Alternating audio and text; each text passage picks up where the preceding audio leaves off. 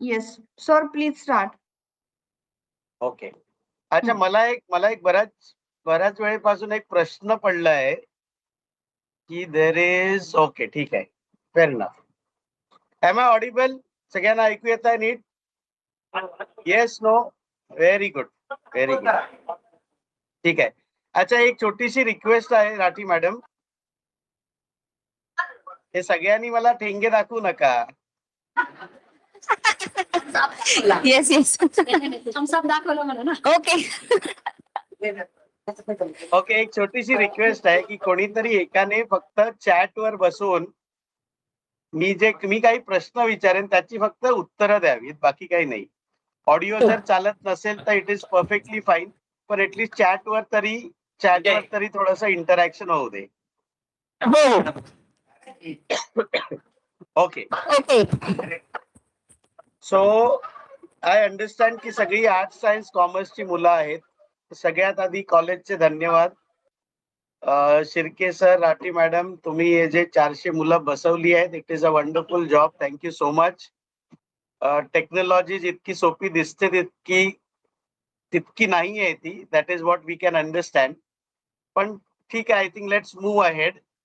मी एक साधारण एक तास हा सेशन घेईन.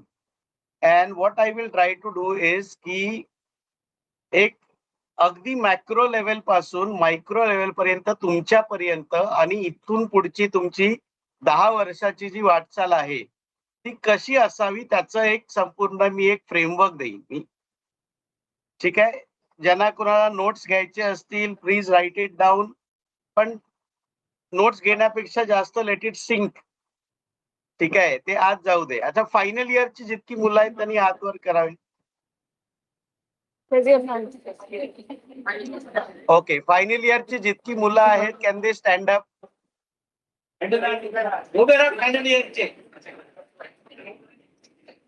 Very good. अच्छा, फायनल इयरची जितकी मुलं आहेत can they say good morning?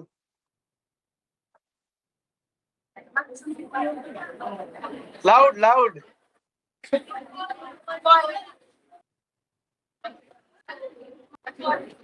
Okay, sit down sit down sit down sit down. मला फक्त एवढंच सांगायचं होतं, जस्ट बिकॉज स्क्रीनवर कोणतरी दुसरा माणूस बसलाय म्हणून त्याने सांगितलेलं सगळं करू नये. ठीक आहे, that is all that I want to say. ची अंडरस्टँड की तुम्हाला सुद्धा काही बुद्धी दिली आहे. इथून पुढे आपल्याला आता त्याचा वापर करायचा आहे. बाकी या सेशनचं काही म्हणणं नाहीये.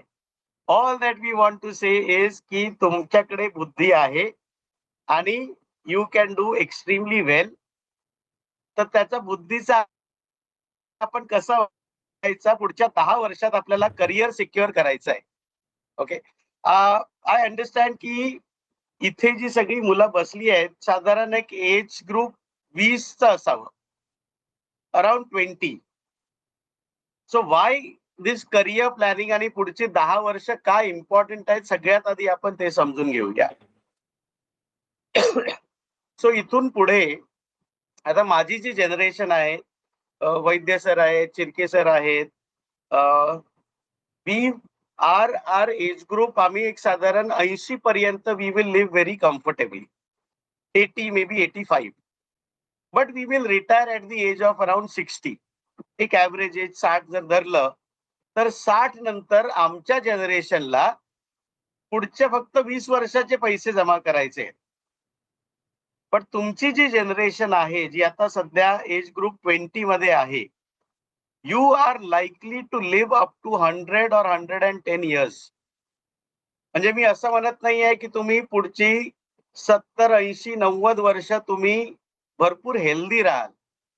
मी म्हणतोय की कोविड मध्ये डॉक्टर्सना आणि फार्मास्युटिकल कंपनीजना कळलंय की औषधं देऊन देऊन देऊन म्हातारपणी भरपूर पैसे घेता येतात.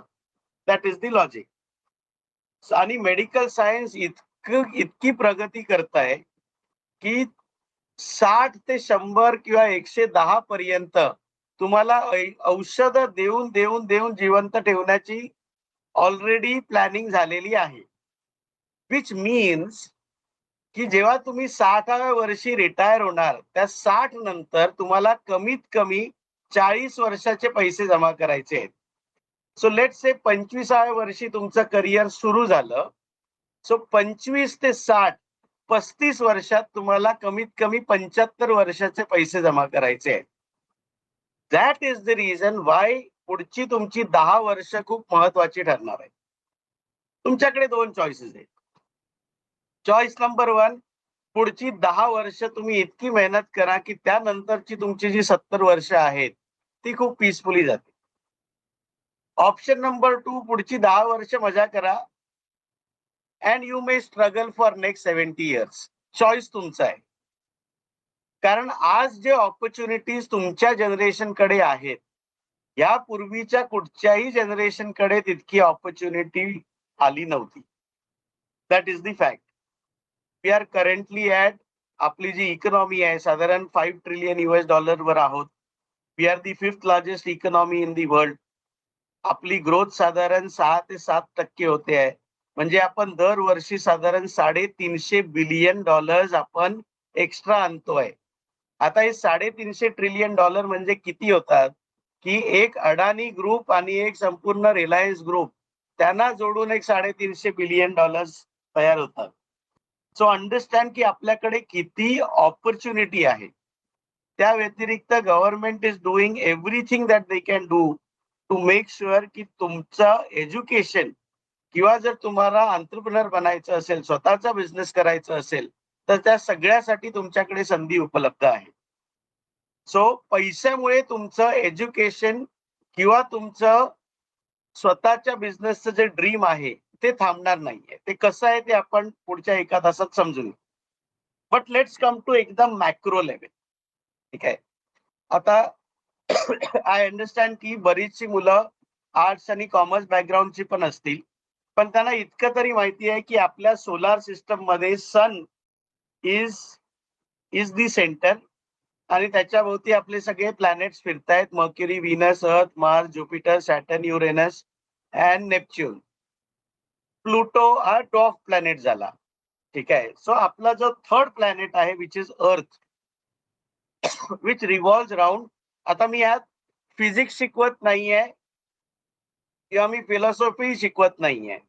फक्त एक 10 मिनिटं मी काय म्हणतोय ते समजून घ्या. थोडंसं कॉस्मॉलॉजी बद्दल सांगतोय, पण त्याचा इम्पॅक्ट तुमच्या जीवनावर कसा पडतो, अगेन ही ऍस्ट्रोलॉजी पण नाहीये.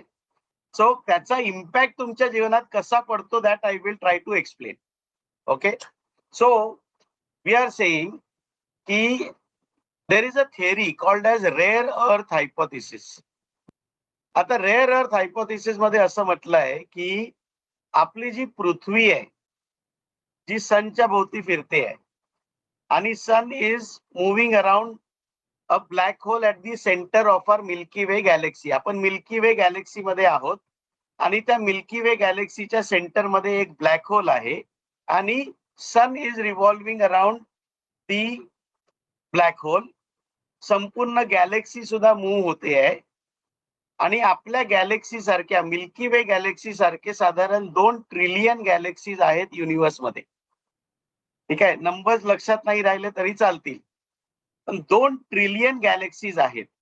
प्रत्येक गॅलेक्सी मध्ये सन सारखे साधारण 3 बिलियन स्टार्स आहेत आणि प्रत्येक स्टारला 4 ते 5 प्लॅनेट्स आहेत आणि प्रत्येक प्लॅनेटला 1 किंवा 2 सॅटेलाइट आहेत मून सारखे.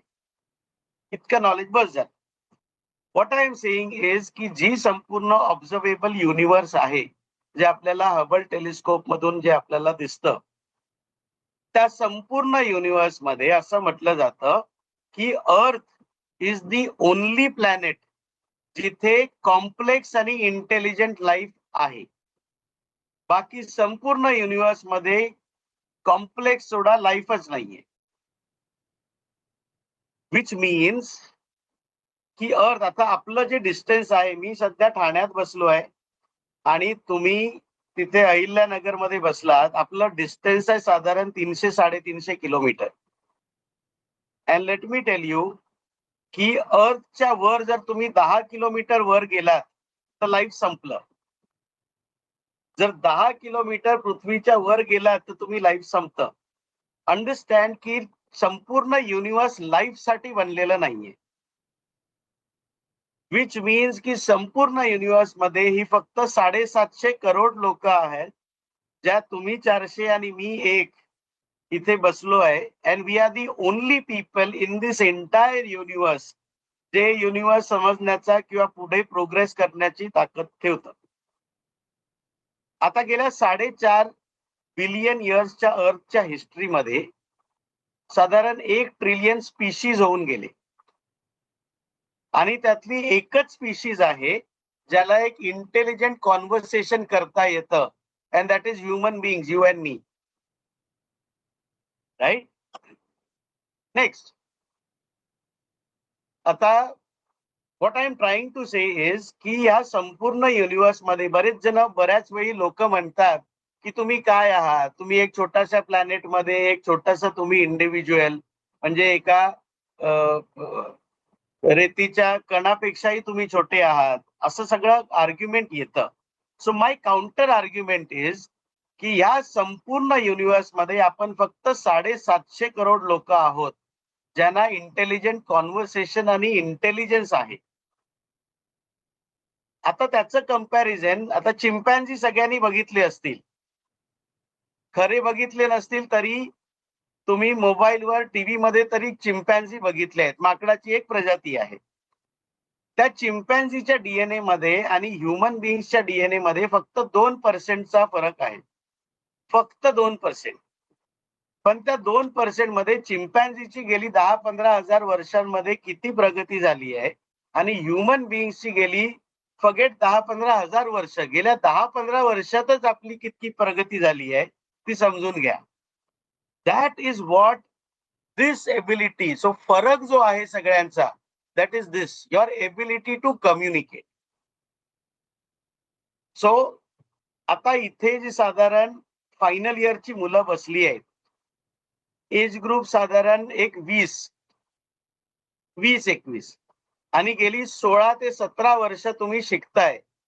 15 वर्ष तुमची 1ली ते 15वी, त्याआधी तुमचं ज्युनियर केजी, सिनियर केजी, त्याआधी may be play group. So कमीत कमी तुम्ही 16 ते 17 वर्ष तुम्ही शिकताय. तर या 17 वर्षानंतर ही 400 मुलं जी बसली आहेत त्यांच्यापैकी किती जण समोर येऊन एक 5 मिनिटाचं एक तुमच्या आवडीच्या विषयावर काही एक भाषण देऊ शकतात? किती मुलं आहेत? हँड रेज करा. Raise your hands, come on. देऊ शकतात ते. Very good. कोणी आहे का हू कॅन कम फॉरवर्ड?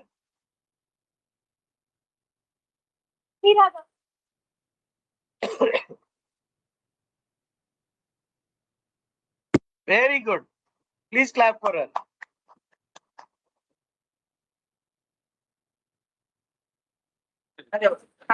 नाही आता चौथं. किती याचं? फॅन्टॅस्टिक. What's your name? तर आवाज येतोय? Yes yes, absolutely. करिश्मा नवनाथमध्ये. करिश्मा. आणि काय कुठच्या विषयावर बोलणार आहेस करिश्मा? तर आयुष्य म्हणजे काय असतं? अरे बापरे, हे खूप हेवी आहे. चल ठीक आहे, आयुष्य म्हणजे काय असतं? आपण आपण जन्मल्यापासून आपण बघतो की आपण आवाज जातोय. बोलत राहा. सर आपण बघतो की जन्मल्यापासून आपण प्रत्येक गोष्ट शिकत असतो, काही ना काही दररोज शिकत असतो. प्रत्येक विद्यार्थ्याला शिकणं हे खूप अवघड असतं. प्रथम आपण बघतो की आपला पहिला शिक्षक म्हणजे आई असते. नंतर ना आपल्याला थोडं थोडं पुढे घेत जात राहिलं का आपल्याला कळतं की आयुष्य म्हणजे काय. आयुष्याच्या प्रत्येक वाटावर काही ना काही संकट येतात, पण त्याच्यातून मार्ग कसा काढायचा हे आपले शिक्षक शिकवत असतात. आणि शिक्षक म्हणजे त्याचा खरा मार्गदर्शक असतो, कारण शिक्षकाकडे जेवढं ज्ञान असतं ते कोणाकडे नसतं. शिक्षक जे शिकवतात ते त्यांचं ज्ञान म्हणजे कितीतरी वर्षांचं त्यांनी वाचल्यानंतर, कितीतरी पुस्तकं वाचल्यानंतर ते आपल्याला ज्ञान देत असतात. म्हणजे सर तुम्ही एका तासाची सेशन घेणार, पण त्याच्या मागची किती वर्षाची मेहनत असते हे फक्त तुम्हालाच माहित असतं. इथे बसलेल्या कोणालाच माहित नसतं की तुम्ही यामागे किती मेहनत घेतलेली आहे. त्यामुळे तुमचं सेशन ऐकणं हे कित्येकांना किती काही माहिती देऊ शकतं हे मला वाटतं. म्हणजे आयुष्यात आपण प्रत्येक गोष्ट शिकत असतो, काही ना काही शिकत असतो. प्रत्येक गोष्टीतून काहीतरी घेतलं तरच आपल्या आयुष्याची प्रगती होते. डॉक्टर आंबेडकर म्हणतात की तुमच्याकडे जर 2 रुपये असेल तर 1 रुपयाची तुम्ही भाकरी घ्या आणि 2 रुपयाचं पुस्तक घ्या. म्हणजे शिक्षण हे किती महत्वाचं असतं हे आपल्याला यामधून शिकायला भेटतं. धन्यवाद सर. Very good. पण आयुष्य म्हणजे काय? करिश्मा, आयुष्य म्हणजे काय? No problem, chill. वंडरफुल. पण काय काय शिकतेस Karishma? You are in sir which मी इयर? TIB मध्ये शिकते. TY BA. हो सर. आणि काय सब्जेक्ट आहे तुझे? मराठी स्पेशल आहे, politics, geography, English. Okay, very good. Thank you sir. छान. करिश्मा, वंडरफुल.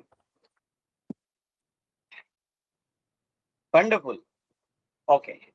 आता जर सगळ्यांनी करिश्माचं जर जे 5 मिनिटाचं जे काही तिचं वक्तव्य होतं त्याच्यावर जर तुम्ही लक्ष दिलात, तर शी स्टार्टेड विथ लहानपण, त्यानंतर आई पहिली गुरु, मग त्यानंतर शिक्षक, एज्युकेशन, बाबासाहेब आंबेडकरांबद्दल ती बोलली.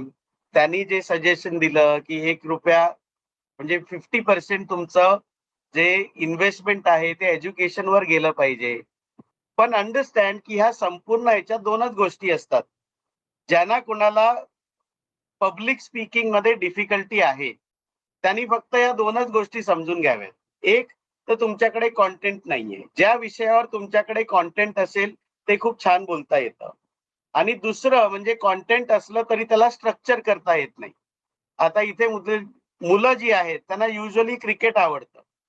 आता क्रिकेट बद्दल त्यांना बरीचशी माहिती आहे, पण ती क्रिकेट बद्दल ते माहिती सांगू शकतात का?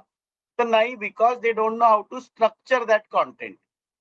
सो पब्लिक स्पीकिंग आणि इन जनरल कम्युनिकेशन मध्ये 2च गोष्टी महत्वाच्या आहेत. एक म्हणजे तुमचं कॉन्टेंट काय आहे आणि ते कॉन्टेंटला कसं स्ट्रक्चर करता येतं.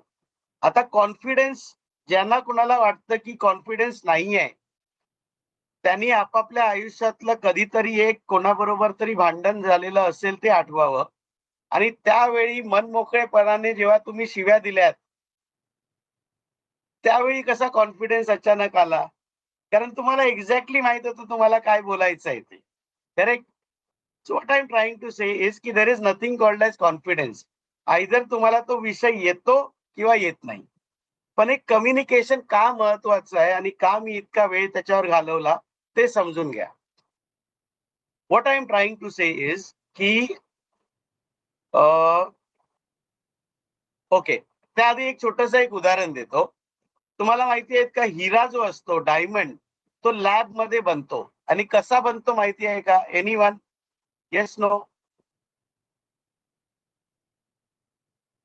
हिरा लॅब मध्ये बनवता येतो. I tell you. कोळसा जो असतो त्याला 1500 डिग्रीज वर त्याला हीट केलं जातं आणि त्याच्यावर 8 lakh pound per square inch 8 lakh pound per square inch इतकं प्रेशर टाकलं जातं आणि तो हिरा बनतो. आता हे 8 lakh pound per square inch त्याचं एक तुम्हाला एक कंपॅरिझन द्यायचं झालं तर आपली जी रेल्वे असते, जी ट्रेन असते, ट्रेनच्या वजनाचं जे प्रेशर आहे, त्या वेटचं जे प्रेशर आहे त्या ट्रॅक्सवर that is around 16,000 pound per square inch. आणि त्याच्यापेक्षा 50 पटीने जास्त प्रेशर टाकल्यानंतर त्या कोळशाचा हिरा बनतो. व्हॉट इट मीन्स इज की जर तुम्हाला हिरा बनायचं असेल तर 8 lakh pound per square inch इतकं प्रेशर झेलण्याची ताकद हवी. That is important. आता त्या प्रेशर मध्ये a lot of people give up. तुम्ही दरवर्षी ऐकलं असेल की 12वीचे रिझल्ट लागले, 10वीचे रिझल्ट लागले, IIT JEE चे रिझल्ट लागले, नीटचे रिझल्ट लागले, CA चे रिझल्ट लागले. या लॉट ऑफ पीपल से की यार या मुलाने सुसाईड कमिट केली. का? कारण त्याला प्रेशर झेलता नाही आलं. प्रॉब्लेम प्रेशरचा नाही आहे. Problem is your ability to tell your problems to others. So communication म्हणजे काय? की मला जे प्रॉब्लेम्स आहेत ते मला समोरच्याला सांगता आले पाहिजेत. आता समोरचा म्हणजे तुमचा मित्र मैत्रीण असू शकत नाही, कारण त्यांच्याकडे तुमच्या प्रॉब्लेम्सचे सोल्युशन नाहीये. तुमचे टीचर्स आहेत, तुमचे पेरेंट्स आहेत, एक्सपर्ट्स आहेत त्या त्या फील्ड मधले, त्या लोकांशी तुम्हाला बोलता आलं पाहिजे. That is what communication is. Communication म्हणजे हे नाही की तुम्हाला लँग्वेज सब्जेक्ट मध्ये तुम्हाला 99% मिळाले. कम्युनिकेशन इज युअर एबिलिटी की ज्या दिवशी मला आयुष्यात प्रेशर आलं त्या दिवशी तुम्हाला कोणाशी बोलता आलं पाहिजे. That is one skill that you need to learn. If you don't learn that, तर तुम्हाला कधीही मोठं बनता येणार नाही, कारण तुम्हाला कायम भीती असेल फेलियरची. फेलियरची भीती काढून टाका. आतापर्यंत गेल्या 20 वर्षात भरपूर फेलियर तुम्ही बघितले आहेत. 10वीत तुमचा रिझल्ट आल्यानंतर तुम्हाला वाटलं असेल की यार थोडासा अभ्यास केला असता तर आणखीन 10% मिळाले असते. 12वीत सुद्धा तेच वाटलं असेल. तुम्ही FY SY मध्ये जो टाइमपास केलाय, आता मी लिटरली सांगू शकतो की टाइमपास केलाय. I will tell you exactly तुम्ही किती अभ्यास केलाय. त्यातनं न्यूटन म्हणून एक सायंटिस्ट होता, 1687 मध्ये त्याने एक छोटासा एक ग्रॅव्हिटीचा शोध लावला आणि त्याने नंतर मग काही लॉज ऑफ मोशन लिहिले. आता 10वीत हे ऐकलं असेल कुठेतरी. देर इज न्यूटनचा तिसरा सिद्धांत प्रत्येकाला माहिती आहे. To every action there is equal and opposite reaction. पण न्यूटनचा पहिला सिद्धांत खूप महत्वाचा आहे आणि तो कसा इम्पॉर्टंट आहे ते समजून घ्या. दी लॉ स्टेट्स की एव्हरी बॉडी म्हणजे every body continues to be in a state of rest. जर मी याला इथे ठेवलं आणि जर पुढची 50 वर्ष मी याला हलवलं नाही तर हा मोबाईल इथेच राहणार. So that is what the law state. Law state त्याला म्हणतात लॉ ऑफ इनर्शिया. लॉ असं सांगतो की जर तुमच्यावर प्रेशर येत नाही, एक एक्सटर्नल फोर्स येत नाही, तोपर्यंत तुम्ही हालचाल करणार नाही. आणि त्याचं छोटंसं उदाहरण म्हणजे जोपर्यंत परीक्षेचं टाइम टेबल येत नाही तोपर्यंत तुमचा अभ्यास सुरूच होत नाही. करेक्ट. आणि टाइम टेबल आल्यानंतरही सगळ्यात आधी तुम्ही काय करता? चला आपण नोट्स जमा करूया. नोट्स जमा केल्यानंतर कळतं की त्या इतक्या सगळ्या नोट्स आहेत. तर काय करायचं की सगळ्यात आधी इंडेक्सवर जायचं आणि इंडेक्स मध्ये बघायचं चॅप्टर 2, चॅप्टर 5, चॅप्टर 7 हे आपण ऑप्शन मध्ये टाकूया. मग उरलेले नोट्स येतात. मग त्याचं एक टाइम टेबल बनतं. टाइम टेबल बनतं की परीक्षेला आहेत 15 दिवस. त्या 15 दिवसात मी काय काय अभ्यास करणार आहे त्याचं एक टाइम टेबल बनतं. रात्रभर बसून तुम्ही टाइम टेबल बनवता, सकाळी 5चा अलार्म लावता. दुसऱ्या दिवशी सकाळी तो 5चा अलार्म वाजतोय आणि मग आपण म्हणतो की अरे जाऊ दे ना, हा टॉपिक मला थोडासा येतो, आपण थोडा वेळ आणखीन झोपूया. जोपर्यंत तुम्ही उठता तोपर्यंत लक्षात येतं की ऑलरेडी 10:30 वाजले आहेत. जोपर्यंत पाणी नाकापर्यंत येत नाही तोपर्यंत आपली हालचाल होत नाही. That is what Newton's first law of motion is. So समजून घ्या की जर तुम्हाला काहीतरी मोठं करायचं असेल तर आयुष्यात प्रेशर हवं. आता ते प्रेशर कसं आणता येईल त्याच्यासाठी माझं ऍस्पिरेशन मोठं पाहिजे. मला आयुष्यात काहीतरी मोठं करायचं आहे हे तुम्हाला समजून घ्यायचं आहे. एक एक्स्ट्रीमली वंडरफुल एक्झाम्पल. मी ज्या कॉम्प्लेक्स मध्ये राहतो या कॉम्प्लेक्स मध्ये साधारण 40 बिल्डिंग आहे. प्रत्येक बिल्डिंग मध्ये 20 माळे आहेत. म्हणजे 40 × 20 800 माळे आहेत संपूर्ण कॉम्प्लेक्स मध्ये आणि प्रत्येक माळ्यावर 4 फ्लॅट आहेत. सो 800 × 4 3200 फ्लॅट आहेत आमच्या कॉम्प्लेक्स मध्ये. म्हणजे संपूर्ण कॉम्प्लेक्स मध्ये साधारण 3 ते 3,500 गाड्या आहेत. व्हॉट इज इम्पॉर्टंट इज की रोज सकाळी 4 ते 10च्या मध्ये काही मुलं येतात 10वी फेल 12वी फेल, एक बकेट येऊन आणि 2 कपडे घेऊन आणि ते गाड्या साफ करतात. प्रत्येक मुलगा साधारण एक 50 गाड्या साफ करतोय आणि प्रत्येक गाडीचे त्याला 500 रुपये मिळतात. म्हणजे 50 गाड्या इंटू 500 रुपये, त्याचा महिन्याचा पगार झाला 25,000 रुपये. राईट. वर्षाचा पगार झाला 3 लाख रुपये. दिवाळीचा बोनस 3,25,000. तोच मुलगा जाऊन संध्याकाळी इथे स्विगी आणि झोमॅटोवर तो काही डिस्ट्रीब्युशन सुद्धा करतोय, डिलिव्हरी सुद्धा करतोय. त्याचे त्याला ऍडिशनल 1.5 लाख रुपये मिळतात. म्हणजे त्याचं वार्षिक उत्पन्न झालं साधारण 5 लाख रुपये. तेच जर तुम्हाला बँकेत किंवा IT कंपनीत जाऊन जर तुम्हाला 5 लाख रुपये नेट कॅश मध्ये जर जमा करायचे असतील तर तुमचं वार्षिक उत्पन्न साधारण 6 ते 7 लाख रुपये त्या बँकेत हवं, तर तुम्हाला हातात 5 लाख रुपये मिळणार. आता मला सांगा की 2025 मध्ये तुमची जी बॅच पासआउट झाली त्यांच्यापैकी किती जणांना 5 किंवा 6 लाखाची नोकरी मिळाली आहे? 0. अच्छा, प्लीज, मी असं कोणालाही सांगत नाहीये उद्यापासून जाऊन गाड्या धुवा, मी असं सांगत नाहीये. What I am trying to tell you is की अंडरस्टँड की तुमच्यात आणि त्या मुलांमध्ये फरक काय आहे तो समजून घ्या. फरक हा आहे की तो मुलगा आज जो 5 लाख रुपये कमवतोय तो पुढच्या 5-6 वर्षातही तो फक्त 5 ते 5.5 लाख होतील त्याचे, त्याच्यापेक्षा जास्त त्याला कमवता येणार नाही. तुमचं जर ग्रॅज्युएशन नंतर पोस्ट ग्रॅज्युएशन झालं, एक चांगल्या कॉलेजमधून जर तुम्ही पोस्ट ग्रॅज्युएशन करता तर तुमची एक साधारण सुरुवात 5 लाखावर होऊ शकते. आणि दर 5 वर्षानंतर तुमचं जर परफॉर्मन्स चांगलं असेल तर दर 5 वर्षानंतर ते 5 लाख डबल होतात, तुमची सॅलरी डबल होते.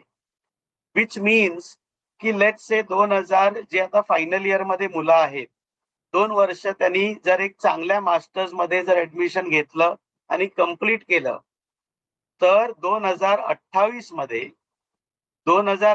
मध्ये 5 लाखावर सुरुवात होईल. 5 वर्षात ते 10 लाख होतील, पुढच्या 5 वर्षात 20 लाख होतील, 40 लाख, 80 लाख, 1,60,00,000 आणि 3,20,00,000. सो पुढच्या 30 वर्षात तुम्ही त्या 5 लाख वरून एक तुमचं वार्षिक उत्पन्न 3 ते 5 करोड पर्यंत जाऊ शकतं. त्याचा अर्थ काय की आज जर तुम्ही 1 वर्ष फुकट घालवलं आज, तर त्या एका वर्षाची किंमत 30 वर्षानंतर तुमच्या करिअरच्या एंडला साधारण 3 ते 5 करोडची आहे. सो अंडरस्टँड की तुमचं 1 वर्ष कमीत कमी 5 करोडचं आहे. That is how valuable your time is. तर तुमच्याकडे आज वेळ फुकट घालवण्याची संधी नाहीये. पुढच्या 10 वर्षात if you can plan your career well, तर त्याच्यानंतरची पुढची 70 वर्ष तुम्हाला पैशांमुळे काही प्रॉब्लेम येणार नाही. That is what I am trying to tell you. बाकी प्रॉब्लेम येऊ शकतात पण पैशांमुळे तुमचं काही अडायला नको. हे प्लॅनिंग तुम्हाला पुढच्या 10 वर्षात करायचं आहे आणि ती संधी आपल्या देशात आहे प्रत्येकासाठी. Okay, so now let's talk. So आतापर्यंत आपण काय डिस्कस केलंय की जे आपण संपूर्ण युनिव्हर्स बद्दल बोललो त्याचा संपूर्ण बोध हे होता की एक आपल्याला ऍस्पिरेशन मोठं केलं पाहिजे. आपली जे टार्गेट आहे ते मोठं असावं. ते जर मोठं असेल तर आपल्यावर प्रेशर येईल आणि प्रेशर आलं तरच आपण काम सुरू करू शकतो. That is 1. सेकंड, आपल्याला डायरेक्शन हवं, कुठच्या दिशेने जायचं आहे ते आपण आता पुढच्या सेक्शन मध्ये आपण ते समजून घेणार आहोत. थर्ड मोस्ट इम्पॉर्टंटली की ज्यावेळी आपल्यावर प्रेशर येतं त्यावेळी आपल्याला कम्युनिकेट करण्याची गरज असते आणि अंडरस्टँड की ह्या संपूर्ण युनिव्हर्स मध्ये ही फक्त 750 करोडच लोक आहेत ज्यांना एक इंटेलिजंट कॉन्व्हर्सेशन करता येतं. आता कॉन्व्हर्सेशन कम्युनिकेशन म्हणजे हे नाही की तुम्हाला समोर येऊन एक 50 मिनिटाचं भाषण द्यायचं आहे, नाही. इट ओनली मीन्स की ज्या दिवशी तुम्हाला प्रॉब्लेम येईल त्या दिवशी तुम्हाला सिनियर्स, तुमचे पेरेंट्स, तुमचे टीचर्स, तुमचे एक्सपर्ट्स त्यांच्या बरोबर जाऊन तुम्हाला बोलता आलं पाहिजे. If you can solve that, you will have a great career. Now let us talk की आता करिअर कुठच्या दिशेने जायला हवं आणि पुढच्या 10 वर्षात तुम्हाला कुठपर्यंत पोहोचायचं आहे. ओके. अच्छा, आतापर्यंत जे बोललो त्याच्यावर काही प्रश्न आहेत का? Anyone?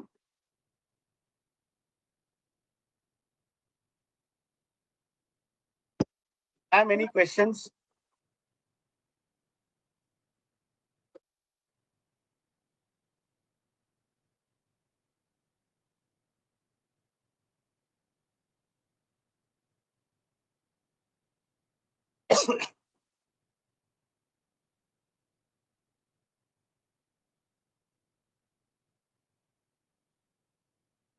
No question sir. Okay, fair enough. आता बरीचशी कॉमर्सची मुलं असतील इथे who are trying for banking jobs. बँकमध्ये जर जॉब करायचे असतील तर बँकेची एक प्रोसेस असते. अँड दॅट प्रोसेस इज की एक एंट्रन्स एक्झाम असते आणि नंतर इंटरव्ह्यू असतो.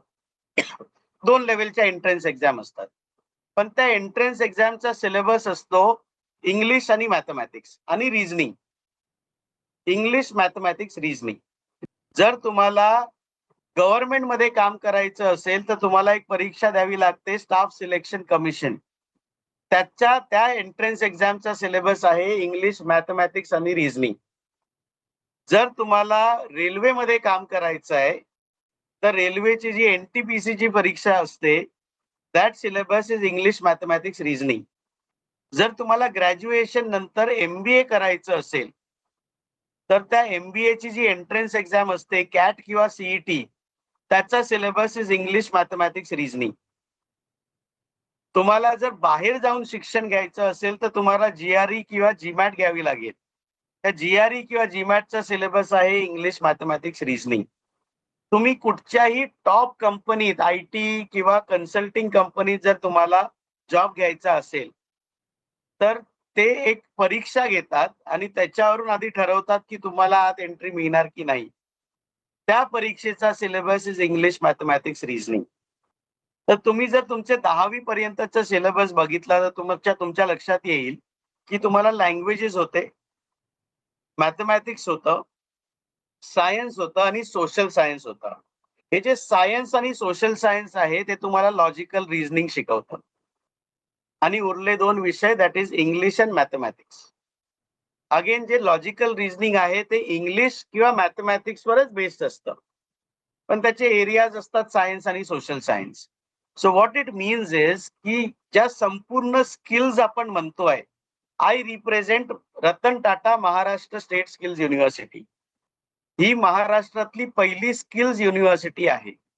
आपल्या ज्या कन्व्हेन्शनल युनिव्हर्सिटीज असतात त्या तुम्हाला बरंच काही ज्ञान देत आहेत, पण एक छोटासा प्रॉब्लेम येतो आणि दॅट प्रॉब्लेम इज की जे आपण शिकतोय ते आपण जेव्हा कंपन्यांमध्ये जाऊन काम करायला लागतो त्यावेळी आपल्याला कळतं की आपल्याला काहीच येत नाही.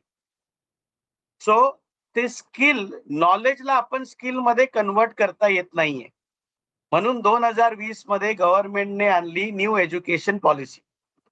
न्यू एज्युकेशन पॉलिसी काय आहे? संपूर्ण आपण एज्युकेशन स्किल बेसिसवर आपण कंप्लीट करण्याचा प्रयत्न करतोय. तर त्या स्किल बेसिसवर महाराष्ट्र राज्य कौशल्य विद्यापीठ किंवा Ratan Tata Maharashtra state skills university ही महाराष्ट्रातली पहिली स्किल्स युनिव्हर्सिटी आहे. आमच्याकडे जे सगळं शिक्षण होतं that is all skill based. म्हणजे इंडस्ट्रीमध्ये जे तुम्ही शिकताय ते कसं वापरता येईल ते आम्ही शिकवतो. दॅट इज दी बेसिक फरक. आता तुमच्या एज्युकेशन मध्ये पण बरेचसे स्किल्स एलिमेंट इंट्रोड्यूस ऑलरेडी केलेले आहेत. काही सर्टिफिकेट कोर्सेस तुम्हाला मिळत असतील. सो हे सगळं it is from a perspective की तुम्हाला पुढे जाऊन इंडस्ट्रीमध्ये काम करायला सोपं वाटलं पाहिजे. आता हे जे सगळे स्किल्स आहेत ह्या स्किल्सचा बेस इज लँग्वेज आणि मॅथमॅटिक्स.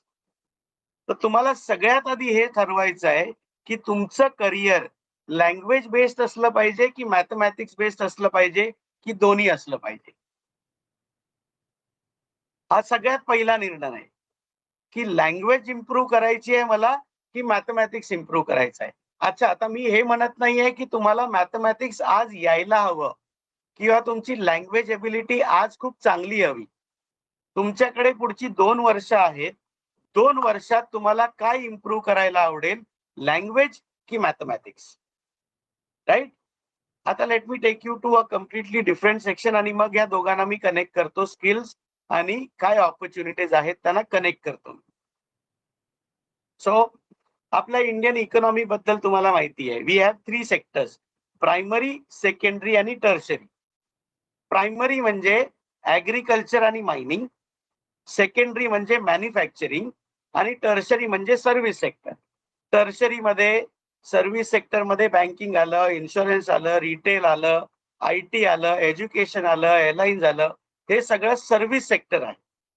मॅन्युफॅक्चरिंग मध्ये स्टील आहे. तुमच्या अहिल्यानगर मध्ये बरंचसं मॅन्युफॅक्चरिंग होत आहे.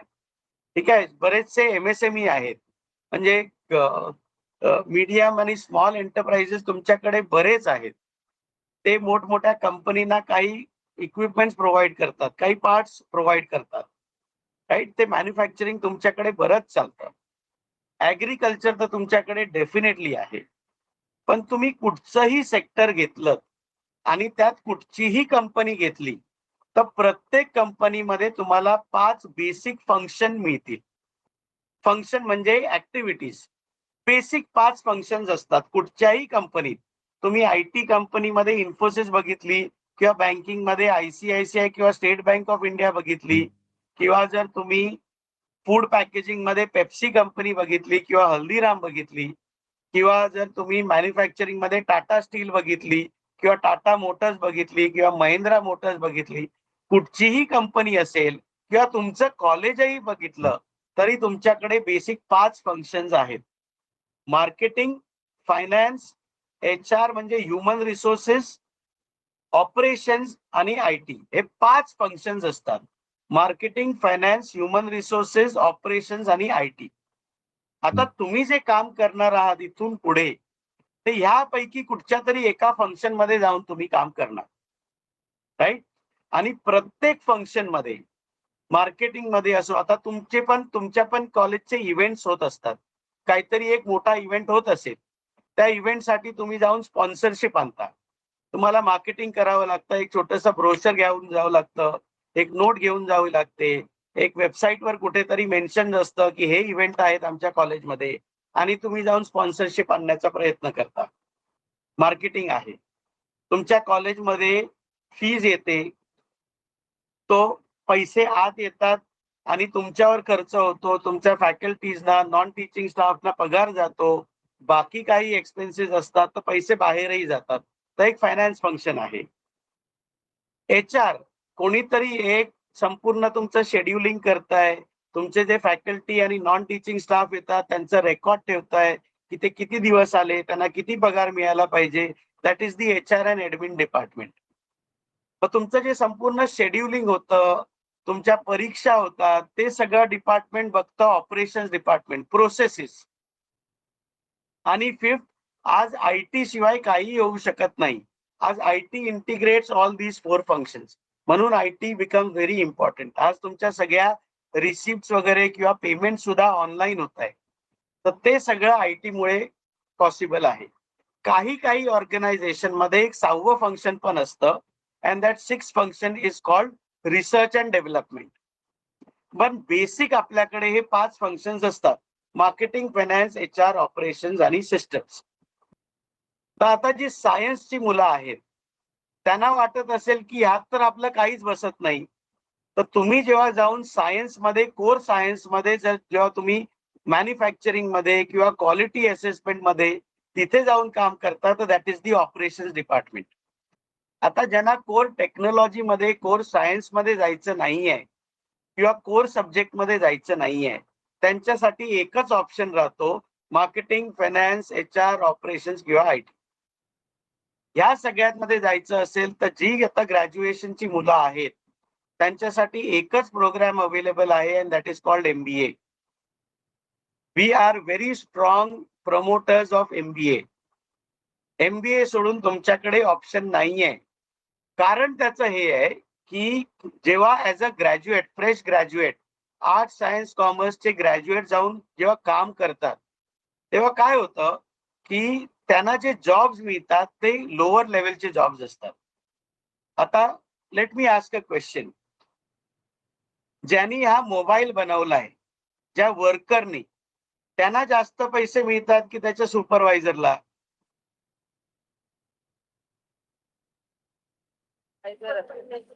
सुपरवायझरला. परफेक्ट. सुपरवायझरला जास्त पैसे मिळतात की त्याच्या मॅनेजरला? Manager, right. आता मॅनेजरला जास्त पैसे मिळतात, मॅनेजरला जास्त पैसे मिळतात की ओनरला जास्त पैसे मिळतात? तर ऑब्व्हियसली ओनरला जास्त पैसे मिळतात. त्याचं कारण हे आहे की पैसे का वाढत जात आहेत प्रत्येक लेवलला? कारण त्याचं हे आहे की डिसिजन मेकिंग पॉवर जी आहे ती वर वर जाते. सो पैसा कोणाला मिळतो? जो डिसिजन घेतो. तर तुम्हाला असे जॉब शोधायचे आहेत ज्यात तुम्हाला डिसिजन घेता येईल. आता अनफॉर्च्युनेटली आर्ट सायन्स कॉमर्सची जी मुलं असतात त्यांना जोपर्यंत ते मास्टर्स करत नाहीत तोपर्यंत त्यांना त्या डिसिजन मेकिंग लेवलला पोहोचता येत नाही. तर जर तुम्ही डिसिजन मेकिंग लेवलला पोहोचणार नाही आहात तर तुम्हाला जे पैसे मिळणार आहेत ते खूप कमी मिळणार आहेत. सो तुम्हाला असे जॉब शोधायचे आहेत की जिथे डिसिजन मेकिंग आहे. आणि तुम्हाला कुठचे एरियाज आहेत ते जॉब शोधण्यासाठी? मार्केटिंग, फायनान्स, HR, ऑपरेशन्स आणि IT. आणि एकच प्रोग्राम आहे जे 5ही एरियाना तुम्हाला शिकवतं and that is an MBA program. So final इयरची जितकी मुलं बसली आहेत त्यांच्यासाठी एक सिन्सिअर सजेशन आहे की जर तुम्ही MBAचा विचार केला नसेल आणि जर तुमच्या पेरेंट्स कडून तुम्हाला 2 वर्ष मिळतायत तर प्लीज कम्प्लीट युअर MBA. आता MBA कुठे करायचं? तर इंडियामध्ये साधारण 5,000 MBA कॉलेजेस आहेत. टॉप 30 मध्ये जर तुम्ही MBA केलं तर तुम्हाला एक 10 ते 15 लाखापर्यंतचा जॉब मिळेल. त्याच्या खालच्या इन्स्टिट्यूट मध्ये गेलात तर तुम्हाला नोकरी मिळणार नाही. समजून घ्या की फक्त MBA प्रॉब्लेम सॉल्व्ह करत नाही, MBA कुठे करता त्याला जास्त महत्व आहे. आता टॉप इन्स्टिट्यूट कुठचे? IIMs आहेत, इंडियन इन्स्टिट्यूट ऑफ मॅनेजमेंट. तुम्ही IIT ऐकलं असेल. इंजिनिअरिंग साठी इंडियातले सगळ्यात जे महत्वाचे कॉलेजेस आहेत they are IITs, Indian Institute of Technology. तसेच मॅनेजमेंट साठी, MBA साठी इन्स्टिट्यूट्स आहेत, those are called IIMs, Indian Institute of Management. IIM Ahmedabad आहे, IIM बँगलोर आहे, IIM कॅलकटा आहे, लखनौ, इंदोर, कॅलिकट, मुंबईत एक IIM आहे. आता या सगळ्या IIM मधून जर तुम्ही MBA केलं तर तुमची सुरुवातीचा तुमचा पगार असणार आहे कमीत कमी 25 लाख रुपये. अंडरस्टँड, दॅट इज बिग मनी. 25 लाख रुपये वर्षाचे म्हणजे जवळजवळ 2 लाख रुपयापासून सुरुवात होते दर महिना. पण तिथपर्यंत पोहोचण्यासाठी खूप मेहनत करावी लागते. आता ज्यांना people who come from art science commerce background, ज्यांचं मॅथमॅटिक्स थोडंसं वीक आहे, त्यांना ही कॅटची जी एंट्रन्स एक्झाम आहे ती डिफिकल्ट वाटणार. तर तुमच्यासाठी एक सोपा मार्ग आहे called as Maharashtra CET. Maharashtra CET चं सध्या रजिस्ट्रेशन चालू आहे. एप्रिलमध्ये परीक्षा आहे. तर जी फायनल इयरची मुलं आहेत please take this test called as CET. त्याचा जो अभ्यासक्रम आहे इंग्लिश, मॅथमॅटिक्स, रिझनिंग, तुमच्याकडे 2 महिने आहेत. 2 महिन्यात तुम्ही तो अभ्यास ऍटलीस्ट 50% कव्हर करू शकता. आता हे का करायचं आहे? कारण एका चांगल्या MBA मधून तुम्हाला कमीत कमी 6 लाखाच्या नोकरीपर्यंत पोहोचता येतं. That is what this journey is all about. आणि 6 लाख रुपये म्हणजे फक्त पगार इम्पॉर्टंट नाहीये.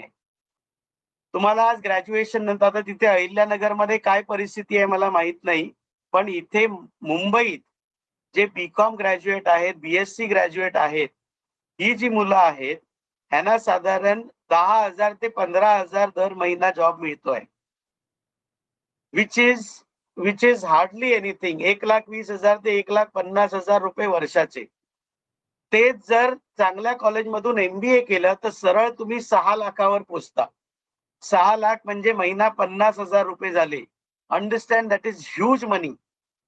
आणि फक्त पैसा मिळतो म्हणून तिथे जायचं नाहीये. जे जॉब तुम्हाला 1,20,000 मध्ये करायला सांगणार आहेत आणि जो जॉब तुम्हाला 6 लाख रुपयात करायचा आहे, त्या जॉब्स मध्ये जमीन आसमानाचा फरक आहे. Quality of job is different.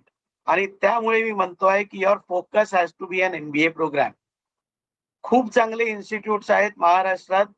Symbiosis आहेत पुण्यामध्ये, मुंबईत NM आहे, नरसी मोंजी, पुण्यात पुंबा आहे, पुणे युनिव्हर्सिटी MBA, मुंबईत JBIMS आहे, Jamnalal Bajaj institute of management studies, Sydenham institute आहे, MET आहे, वेलिंगकर आहे, चेतना आहे, NL दालमिया आहे. या सगळ्यांकडे खूप चांगले प्रोग्राम आहेत, MBA प्रोग्राम. फीस साधारण 4 लाख ते 6 लाख रुपये असेल वर्षाची, 2 वर्षाची. आणि तुमची सॅलरी कमीत कमी 6 लाखावर पोहोचेल. आता बऱ्याच जणांना हा प्रश्न पडला असेल की 4 ते 6 लाख रुपये आपण MBA ला कसा खर्च करायचा. ग्रॅज्युएशन पर्यंत शिक्षण जे आपलं आहे ते खूप कठीण झालंय. आई वडिलांना तेच झेपत नाहीये. तर आपण 6 लाख रुपये MBA साठी कसा खर्च करायचा, तर त्याचं सोल्युशन मी आता देतो. आणि then I will summarise everything again. त्यानंतर will be open for question answers. Okay. तर मी सांगितलं की आमची जी युनिव्हर्सिटी आहे, Ratan Tata Maharashtra state skills university, आमच्याकडे सुद्धा MBA प्रोग्राम आहे. त्या MBA प्रोग्राम मध्ये 1.5 वर्ष तुम्ही शिकणार आमच्याकडे. अर्ध वर्ष म्हणजे साधारण 6 ते 8 महिने तुम्ही जाऊन कंपन्यांमध्ये काम करणार. तिथपर्यंत आम्ही पोहोचू. त्याला ऑन द जॉब ट्रेनिंग म्हणतो आम्ही, इंटर्नशिप म्हणतो. ती इंटर्नशिप तुम्हाला 6 ते 8 महिन्याची आम्ही इंटर्नशिप देणार. त्या इंटर्नशिप मध्ये तुम्हाला कमीत कमी एक 20 ते 25 हजाराचा जॉब मिळणार. आणि तुमचं ही इंटर्नशिप आणि ही तुमची थिअरी 2 वर्षाचा MBA प्रोग्राम संपल्यानंतर तुम्हाला एक 6 ते 10 लाखापर्यंत पोहोचवू शकतो. ऑफकोर्स तुम्हाला मेहनत केली पाहिजे, मेहनत केल्याशिवाय होणार नाही. आमची फीज आहे साधारण 4,10,000 रुपये 2 वर्षाची. जे प्रत्येक वर्षाचे साधारण 2,05,000 रुपये ही फीज आहे. आता फीज ही आणायची कुठून, तर इथे बसलेल्या सगळ्या फायनल इयर साठी आता जे सांगतोय ते खूप महत्वाचं आहे. Please listen carefully. आमच्याकडे जर तुम्हाला ऍडमिशन घ्यायचं असेल MBA साठी, म्हणजे फक्त आमच्याकडेच नाही, कुठेही जर घ्यायचं असेल तर तुम्हाला एक एंट्रन्स एक्झाम घ्यावी लागेल. Please take that entrance exam. जर तुम्हाला CET घेता नाही आली तर आमची स्वतःची एंट्रन्स एक्झाम आहे, ती घ्यावी. आता मी का सांगतोय की दरवेळी की we are a government institute. Ratan टाटांचं फक्त नाव आहे, पण ही महाराष्ट्र राज्य सरकारची ही युनिव्हर्सिटी आहे. ओके. आता हे सांगण्याचा अर्थ काय ते समजून घ्या. इथे बसलेल्या जितक्या मुली आहेत, girl students who are in the final year, आणि ज्यांना 2026 मध्ये MBA प्रोग्राम साठी जाता येईल, एलिजिबल आहेत. एक तर तुमच्या फायनल इयर मध्ये तुमच्या ग्रॅज्युएशन मध्ये कमीत कमी 50% हवेत. Criteria number 1. सेकंड, तुमचं डोमेसाईल महाराष्ट्र डोमेसाईल असलं पाहिजे. आणि तिसरं, तुमचं वार्षिक उत्पन्न जर 8 लाखापेक्षा कमी असेल तर तुम्हाला ही 4 लाखाची जी फीज आहे ती फीज तुम्हाला भरावी लागणार आहे फक्त 0. तुम्हाला 100% स्कॉलरशिप मिळणार आहे. सो हा जो 4,10,000चा जो प्रोग्राम आहे, तुम्हाला फक्त साधारण 10,000 रुपये भरायचे आहेत 2 वर्षात. आणि हा संपूर्ण प्रोग्राम तुम्हाला फ्री मिळतोय. आता ऑफकोर्स तुम्ही आधी सिलेक्ट झाले पाहिजेत. सिलेक्ट झाला नाही तर मिळणार नाही. सिलेक्शन साठी तुम्हाला तो फॉर्म भरावा लागेल आणि एक इंटरव्ह्यू द्यावा लागेल. इंटरव्ह्यू मध्ये क्वालिफाय झालात तर तुम्हाला ऍडमिशन मिळतं. खारघरला म्हणजे मुंबईत आमच्याकडे एक कॅम्पस आहे आणि एक कॅम्पस नागपूरला आहे. दोघांपैकी तुम्ही कुठेही जाऊ शकता. Right. So what I am saying is की फायनल इयरच्या ज्या मुली आहेत त्यांच्यासाठी हे संपूर्ण एज्युकेशन तुम्हाला कंप्लीट 4 लाखाची म्हणजे 100% स्कॉलरशिप मिळणार आहे. आता राहिला प्रश्न मुलांचा. मुलांमध्ये जे काही SC, ST, NT आणि VJNT कॅटेगरीची मुलं आहेत त्या सगळ्यांसाठी स्कॉलरशिप इज 100%. तुमची फीज आहे फक्त ती 10,000 रुपये. आता राहिले ओबीसी, एसबीसी आणि एससीबीसी कॅटेगरी वाली मुलं. तुमच्या सगळ्यांसाठी सुद्धा the fees is only 10,000 rupees, 100% scholarship. आता फक्त एकच कॅटेगरी राहते, दॅट इज ओपन कॅटेगरी. आता जर ओपन कॅटेगरीच्या मुलांचं पण वार्षिक उत्पन्न 8 लाखापेक्षा कमी आहे तर तुम्हाला EWS चं बेनिफिट घेता येतं आणि तुमची फीज फक्त 50% असणार आहे. पण समजून घ्या की फक्त स्कॉलरशिप मिळते म्हणून आमच्याकडे यायचं नाहीये. प्रोग्राम जितका मी सांगतोय तितका सोपा नाहीये. तुम्हाला 2 वर्षात, जे गेल्या 15 वर्षात जो तुम्ही अभ्यास केला नाही तो तुम्हाला ते 2 वर्षात कंप्लीट करायचा आहे. It is going to be an extremely rigorous program. तुम्हाला दिवसाचे 10 तास मेहनत करावी लागणार आहे. कारण ही जर पुढची 2 वर्ष तुम्हाला जर त्या 10,000 वरून 50,000 पर्यंत पोहोचायचं असेल तर त्यासाठी मेहनत करावी लागेल. ते फक्त ऍडमिशन घेऊन सॉल्व्ह होणार नाहीये. तुम्हाला जो सपोर्ट पाहिजे तो आमच्याकडून मिळू शकतो. सपोर्ट 100% मिळेल. तुम्हाला इंग्लिश येत नाही, नो प्रॉब्लेम. तुम्हाला गणित येत नाही, नो प्रॉब्लेम. तुमचं कम्युनिकेशन वीक आहे, no problem. You come from a weak financial background, पैसा नाही आहे तुमच्याकडे, नो प्रॉब्लेम. हे सगळे प्रॉब्लेम सॉल्व्ह करता येतात. एकच प्रॉब्लेम सॉल्व्ह करता येत नाहीये अँड दॅट इज तुमची जी मेहनत लागणार आहे. 10,000 वरून ते 50,000 पर्यंत पोहोचण्याची जी मेहनत लागणार आहे ती तुमच्या वतीने आम्ही करू शकत नाही. आता लेट मी टॉक अबाउट की मी इतक्या अथॉरिटीने हे का सांगतोय. ठीक आहे, अंडरस्टँड की गव्हर्नमेंट युनिव्हर्सिटी आहे, आम्हाला तुमच्या पैशाशी काही घेणं देणं नाही. आमचं कॅम्पस बनताय, एक मोठं कॅम्पस बनताय पनवेलला आणि त्या कॅम्पसच्या डेव्हलपमेंटसाठी आम्हाला वर्ल्ड बँक कडून 1200 करोड रुपयाचं फंडिंग मिळालंय. So we are huge. State government university आहे, अंडरस्टँड दिस.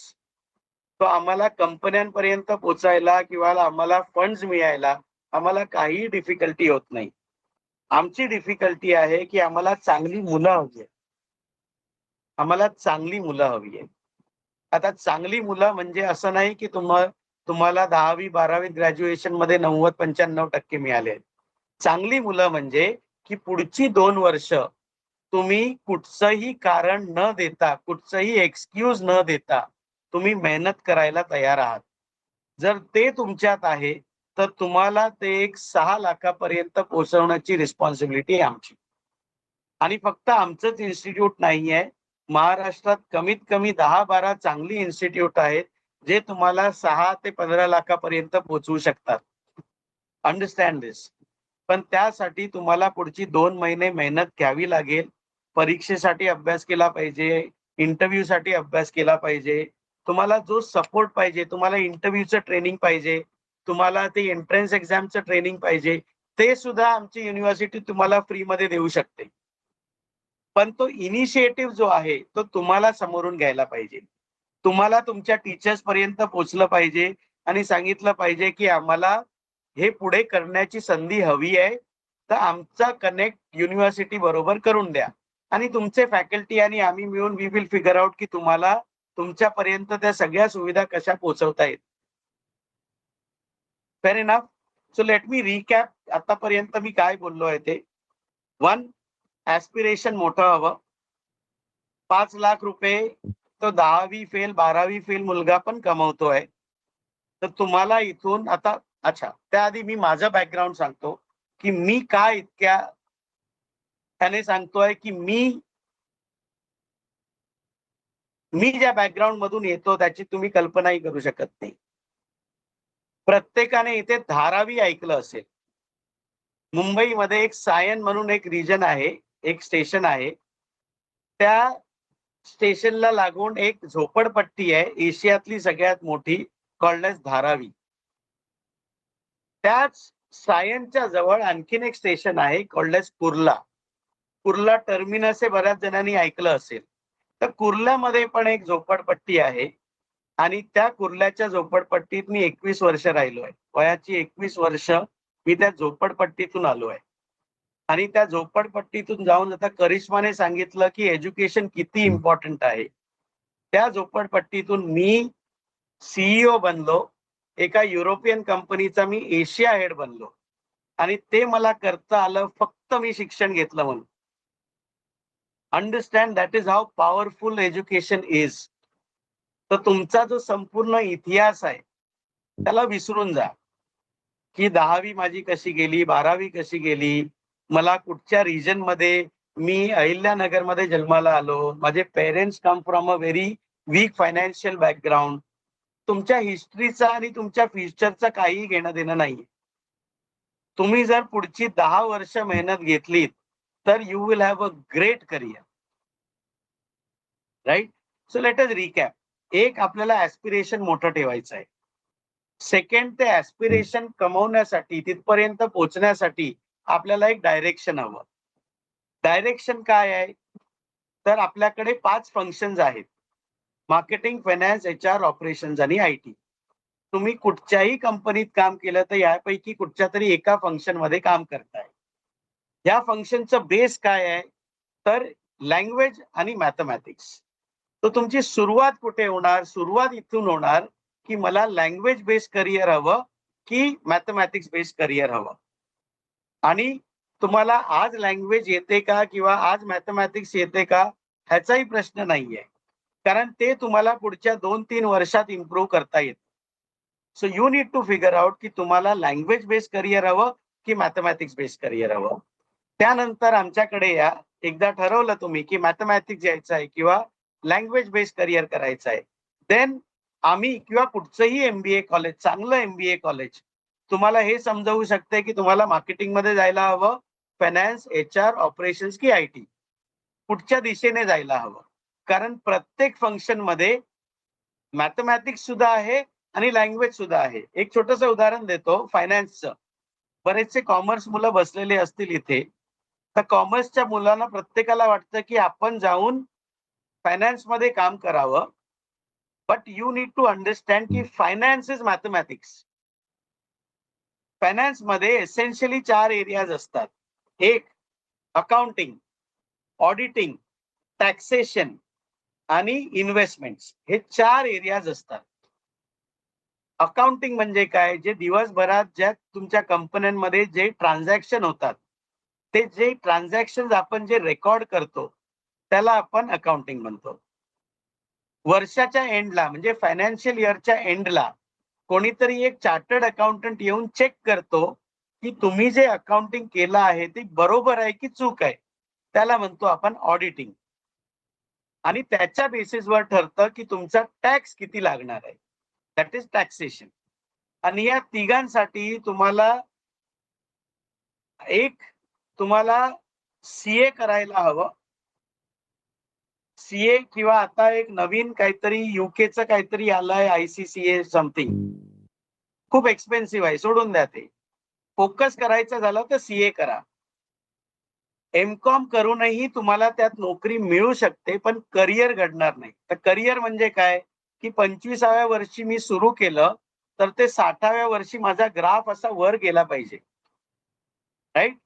प्रत्येक 5 वर्षात माझा पगार डबल व्हायला पाहिजे. ते करण्यासाठी मी MBA सजेस्ट करतोय, जर तुम्ही CA करत नसाल तर.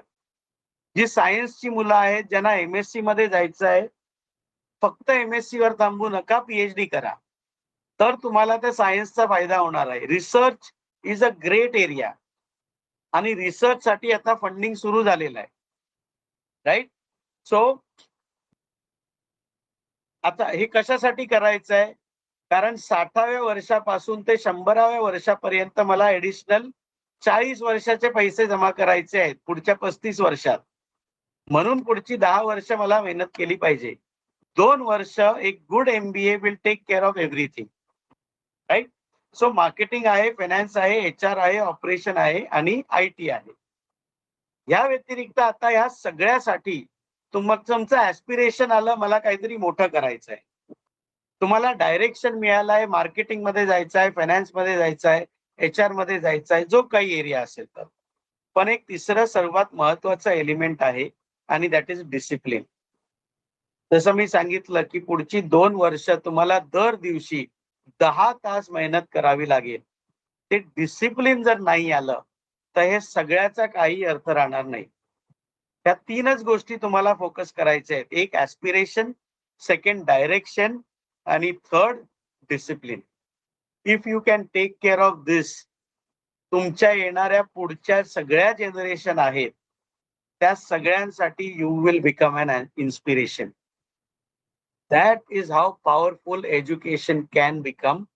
आणि पुढच्या 10 वर्षात what you will do is, जे मला 20 वर्ष लागली, मला सीईओ बनायला 20 वर्ष लागली, ते तुम्ही 10 वर्षात कंप्लीट करू शकता. ते कसं आपण पुढच्या वेळी when you come to an MBA program we will guide you in terms of how you can get into that CEO bracket in next 10 years. पण हा मार्ग आहे. त्या सगळ्यासाठी फक्त एकच इम्पॉर्टंट ऍक्टिव्हिटी लागते आणि त्या इम्पॉर्टंट ऍक्टिव्हिटीसाठी माझ्याकडे एक छोटीशी ऍक्टिव्हिटी आहे आणि त्यानंतर मग आपण क्वेश्चन आन्सर्स घेऊ. राईट. ऍक्टिव्हिटी अशी आहे की मी तुम्हाला काहीतरी एक सगळ्यात डिफिकल्ट ऍक्टिव्हिटी सांगणार आहे आणि त्याच्यासाठी मला एक व्हॉलंटियर हवा. डिफिकल्ट ऍक्टिव्हिटी काहीतरी सांगणार आहे, आयुष्यातली सगळ्यात डिफिकल्ट ऍक्टिव्हिटी असेल. आणि त्यानंतर ती ऍक्टिव्हिटी झाल्यानंतर I will ask one question. एक प्रश्न, डिफिकल्ट प्रश्न आहे तो. आणि ते जर तुम्हाला ऍक्टिव्हिटी आणि त्या प्रश्नाचं उत्तर देता आलं तर एक 100 रुपयाचं एक प्राइज मनी सुद्धा आहे. ते कसं पोचवायचं ते मी बघेन तुमच्यापर्यंत. ठीक आहे. महत्वाचं 100 रुपये नाही आहेत, महत्वाचं आहे बक्षीस. Right. So in next 10 seconds I want one volunteer to come ahead. एक व्हॉलंटियर. 400 मुलं बसली आहेत, एक व्हॉलंटियर आपल्याला हवा. Who will earn this?